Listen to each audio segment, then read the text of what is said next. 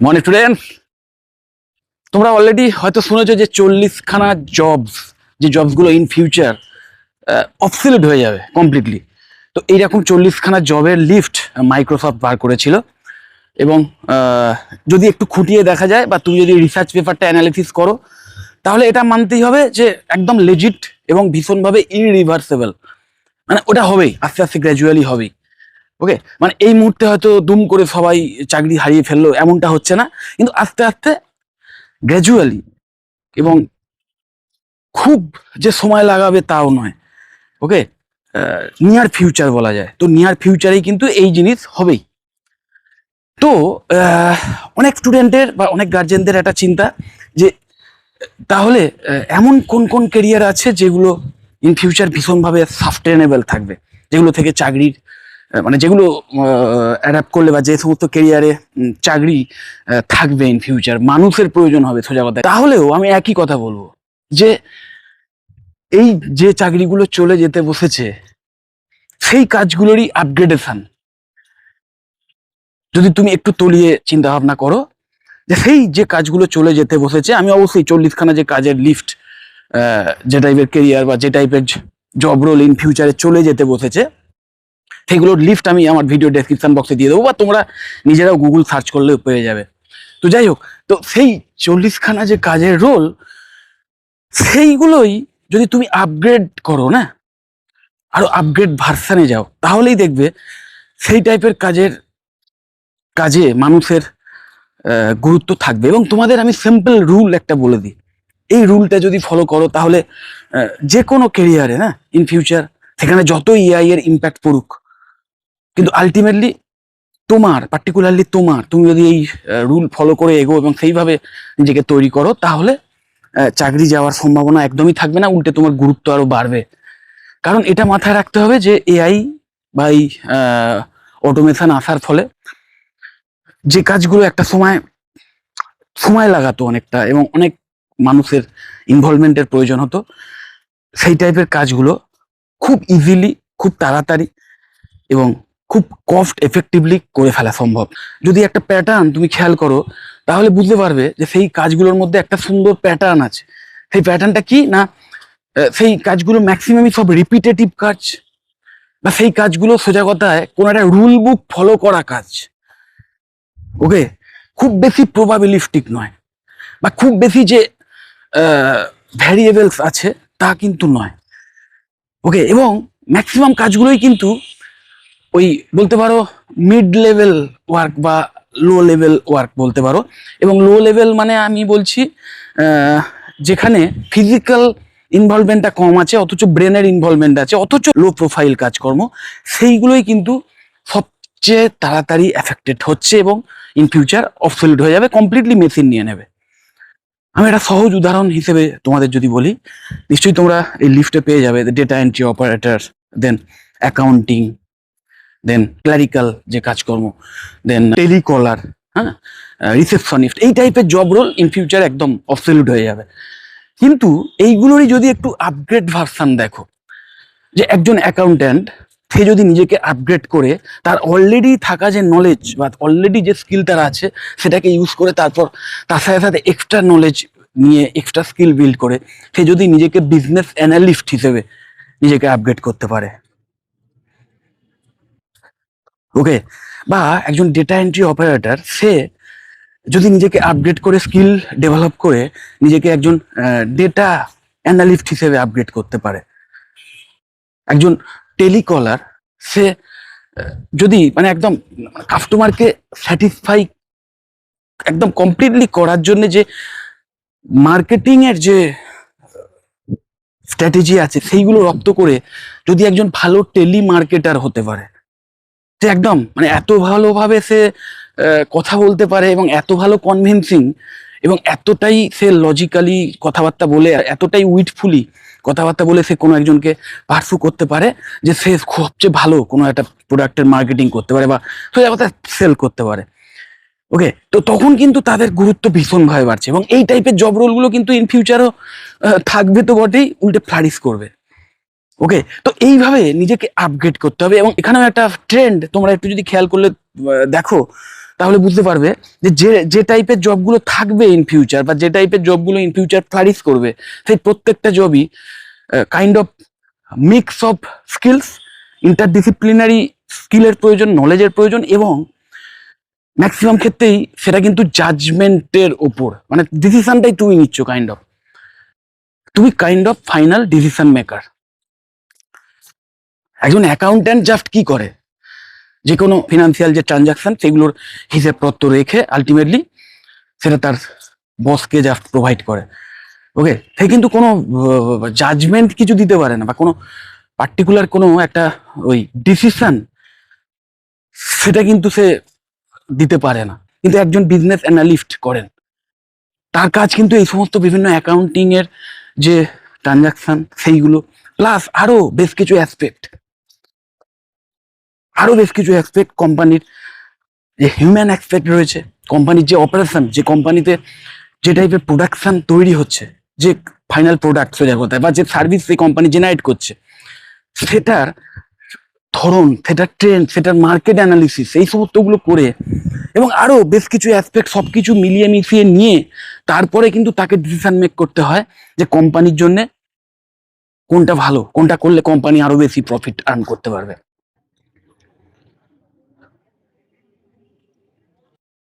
একটা decision making যে job রোলগুলো, একদম ফাইনাল ডিসিশন সেই নিচ্ছে, বা কোনো একটা পিন পয়েন্টের ডিসিশন সেই নিচ্ছে, জাজমেন্টাল জব রোল বলতে পারো।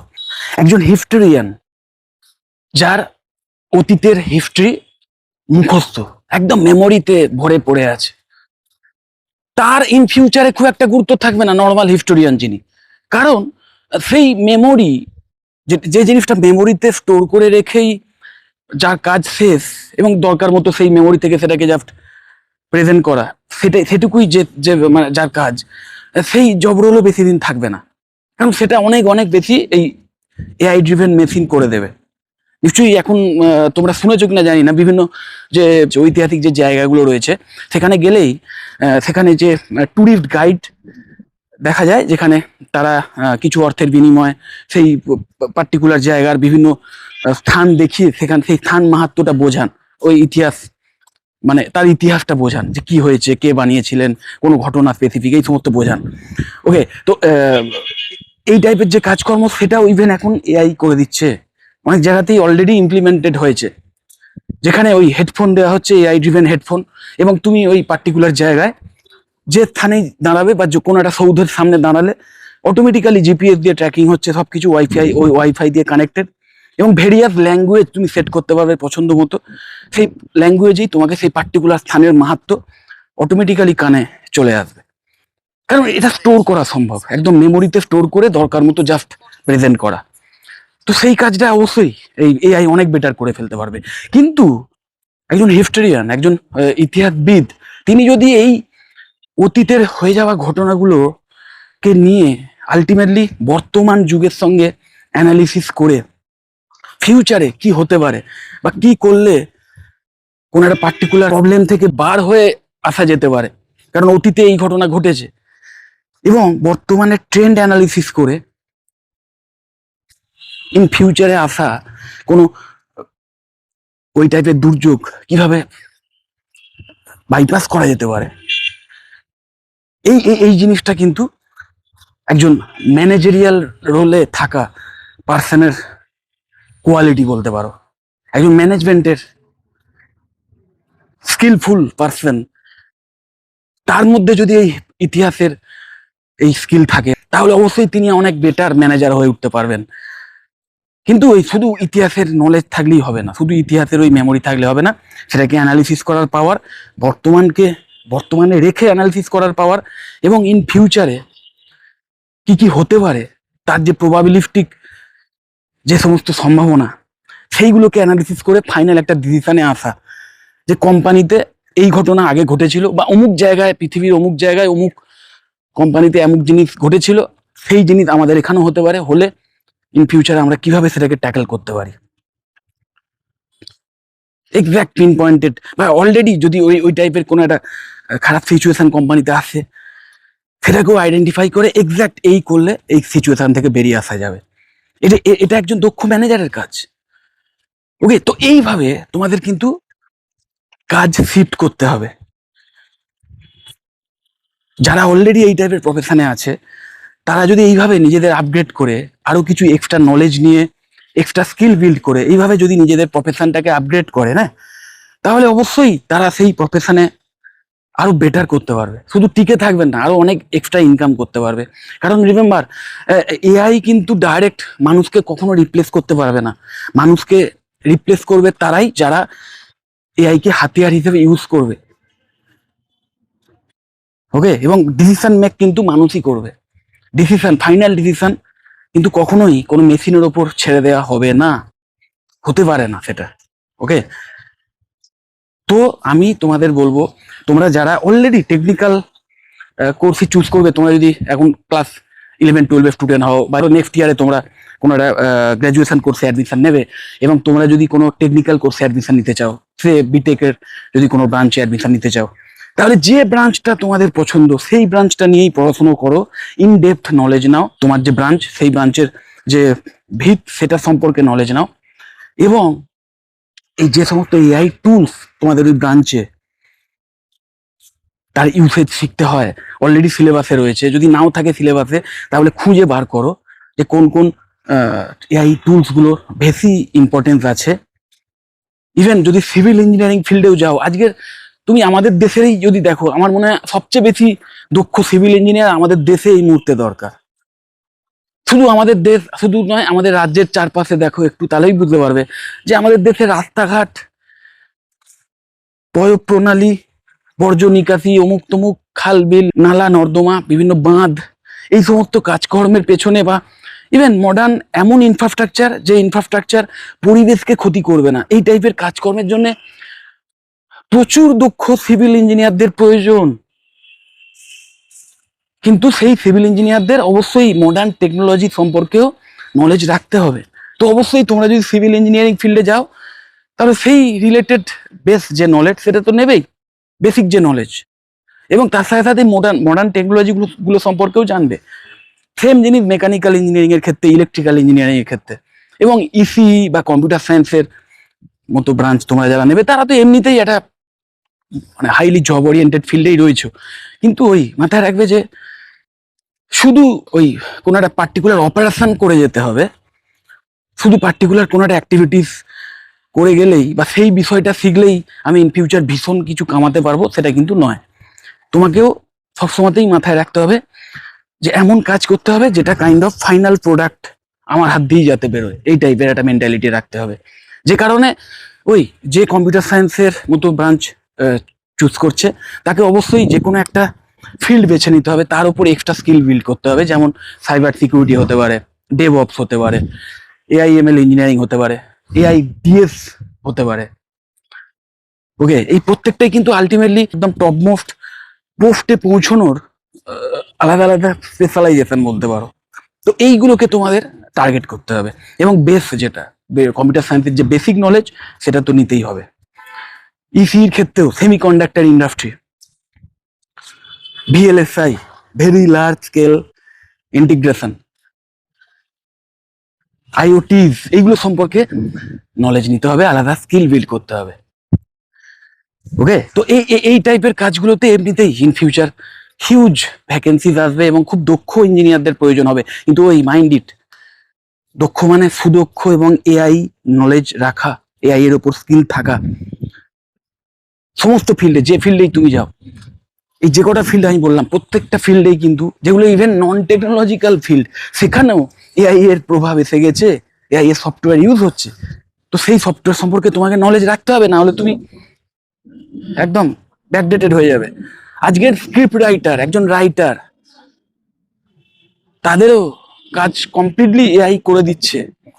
ওকে, কিন্তু তা বলে কি সত্যিকারের যারা সুদক্ষ রাইটার, সুদক্ষ যে স্ক্রিপ্ট রাইটার বা স্ক্রিন প্লে রাইটার যারা, তাদের কি মানে চাকরি চলে যাবে বা কাজ চলে যাবে? একদমই নয়। কিন্তু তাদেরকেও সেই সমস্ত এআই সফটওয়্যার গুলো কি করে ইউজ করতে হয়, যেগুলো তাদের কাজ আরো বেটার ভাবে করে দিচ্ছে, সেই সম্পর্কে কমপ্লিট নলেজ রাখতে হবে। রেখে নিজের কাজটাকে সেই লেভেলে নিয়ে যেতে হবে। আরো এক্সট্রা কিছু অ্যাড অন তাতে দিতে হবে, ইনপুট দিতে হবে, দিয়ে একদম ফাইনাল ফাইনাল প্রোডাক্ট বানিয়ে এটাকেই, যে এটাকে আমি সার্টিফাই করছি যে এটাই বেস্ট বা এটাই ফাইনাল প্রোডাক্ট। এই এই এই ডিসিশন মেকিং পাওয়ারটা যদি রাখতে পারো সত্যিকারের স্কিল দিয়ে, ওকে, ওভার কনফিডেন্স দিয়ে নয়, একদম কনফিডেন্স জিনিসটাই বেসিক্যালি গন্ডগোলের। তুমি যেটা জানো জানো, যেটা জানো না জানো না। ওকে, তো তুমি যদি সত্যি জেনে তুমি কোনো একটা ডিসিশন নাও, তাহলে তুমি সেই ক্যারিয়ারে সফল হবেই। তো যাই হোক, যদি তোমরা এই সমস্ত কেরিয়ার রিলেটেড বিষয়ে বা ইন ফিউচারে কোন কোন কোর্সগুলো, কোন কোন ব্যাচেলার ডিগ্রি কোর্সগুলো বিটেক ছাড়া, বিটেকের তো তোমরা অলরেডি জানো, বিটেকের জব ওরিয়েন্টেড ব্রাঞ্চ আমি সবসময়তেই আলোচনা করি, তো বিটেকের ব্রাঞ্চগুলো ছাড়াও আরও কোন কোন গ্র্যাজুয়েশন কোর্সেস ভীষণভাবে ফিউচারিস্টিক হবে, যে কোর্সগুলো করলে তোমরা এমন সমস্ত স্কিল শেখার সুযোগ পাবে যেগুলোর ডিমান্ড ইন ফিউচার আরও বাড়বে, ভালো চাকরির সুযোগ পাবে। এমন সমস্ত কোর্স সম্পর্কেও যদি জানতে চাও, কোনো ইনফরমেশান চাও, অবশ্যই আমাকে কল বা হোয়াটসঅ্যাপ করতে পারো। যদি মনে হয় ভিডিওটা হেল্পফুল, অবশ্যই লাইক করো, চ্যানেলটা যদি সাবস্ক্রাইব না করে থাকে একটু সাবস্ক্রাইব করো, আর এই ভিডিও যতটা পারো শেয়ার করে দিও। টাটা।